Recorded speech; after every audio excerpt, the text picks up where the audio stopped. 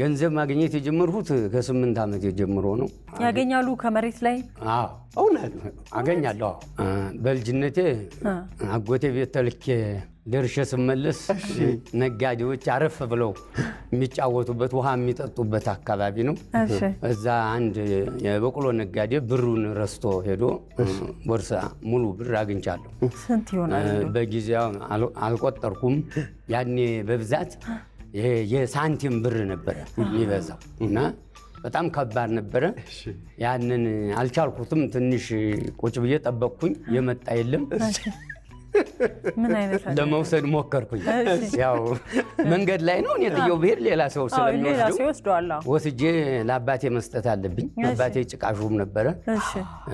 ዳኛ ነው። የግድ ያንን ለሚመለከተው ክፍል ይደርሳል። አይወሰድም የሰው ገንዘብ። እሱን ይዤ ስጓዝ ሰውየው ደረሰብኝ ተመልሶ ማለት ነው። ባለቤቱ አሁን ተመልሶ ይሄ እኔ ነኝ የረሳሁት እንደዚህ ነው ምናምን አለኝ። ነገርኩት ያለውን ሁኔታ።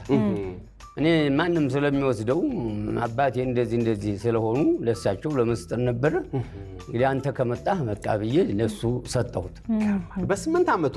አዎ። ከዛ 5 ብር ሰጠኝ ለታማኝነት። እኔ አልቀበልም ከየት አመጣህ ብለው ቤተሰቦቼ ስለሚቆጡኝ አልቀበልም ብዬ እምቢ አልኩት እና መጨረሻ ሰውየው በጣም ደስ ብሎት 50 ሳንቲም አውጥቶ ሸንኮራ አገዳ ምናምን ገዝቶልኝ መርቆኝ ስሞኝ ሄደ።